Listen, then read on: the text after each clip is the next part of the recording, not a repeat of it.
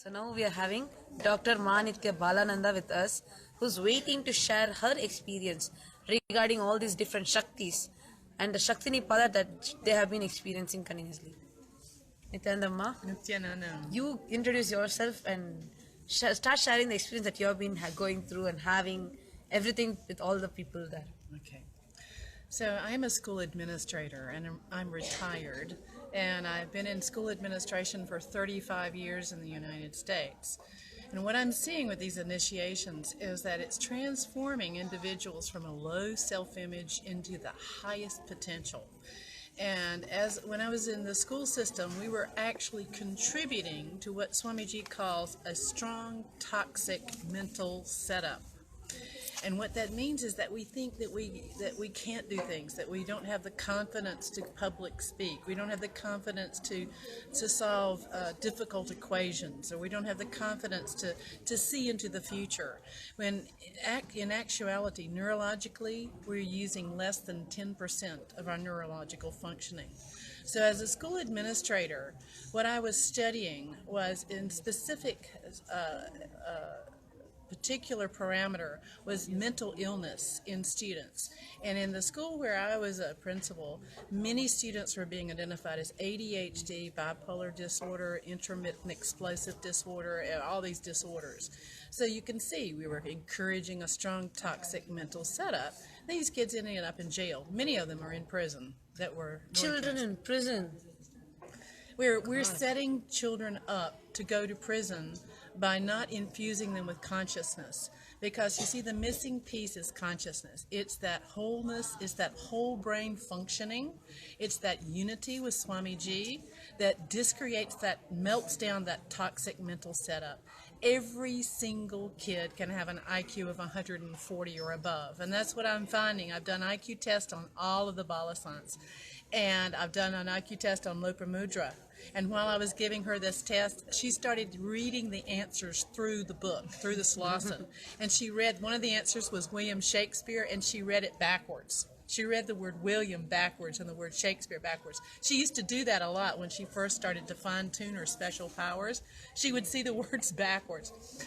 But these abilities, these telepathic superpowers, are just natural. They're part of our natural blueprint, and every child and every human being has the potential to do this.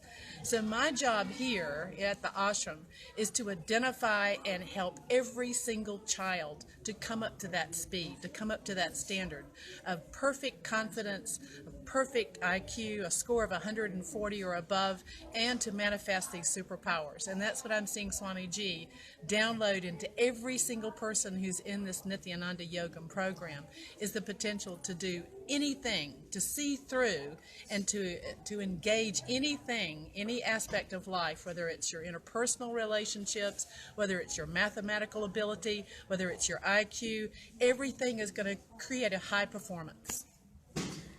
Now, what is the thing that you saw as a major special thing in the balasanths, and about all this when they started, or what was your experience with the balasanths when they started manifesting all these different powers? Well, of course, I knew and recognized it was going to happen because I was the first person who took Yoga Mata in a completely dark room at 4 o'clock in the morning here at the ashram. And I gave her a piece of paper that I couldn't find any regular marker, so I wrote it in a purple magic marker. We go into a completely dark room, and she's triple blindfolded, and I hand it to her, and she says... Triple blindfolded. Triple blindfolded. And she says, Ma, this is upside down. I'm like, I don't know, I can't even see the thing. You know? These mosquitoes are biting me in this room, and she's telling me it's upside down, and then she says, and Ma, this is what it says. And it said, I can read in the dark, blindfolded, Om Namah Shivaya. And she said, it's written in purple ink, Ma. And I'm like, oh my God. And the whole room is in pitch dark. Pitch dark. And she's triple blindfolded because I'm a scientist. And see, I specialize in brain research.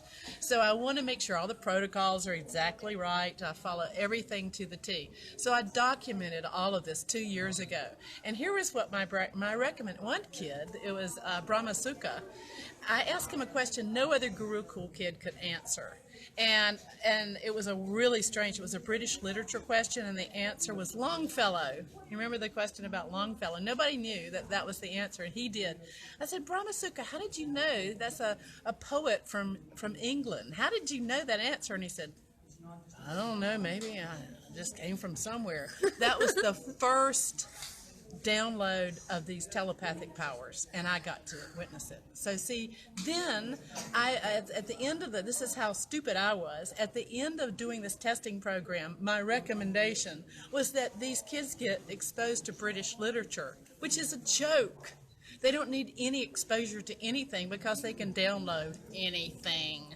And to show you how they can do that, here is a test that I brought with me this time. It's called Match Wits with Mensa.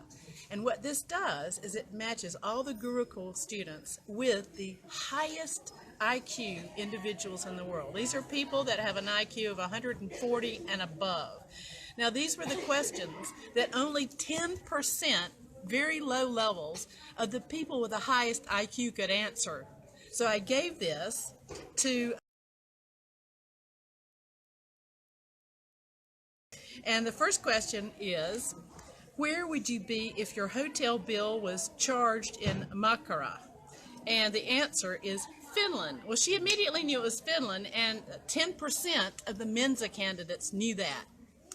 10% of the whole world Mensa candidates. These were 100 God. Mensa. These were just 100 selected Mensa candidates who had an IQ of 140 or above. Only 10% got this correct. She got it correct in 1 second.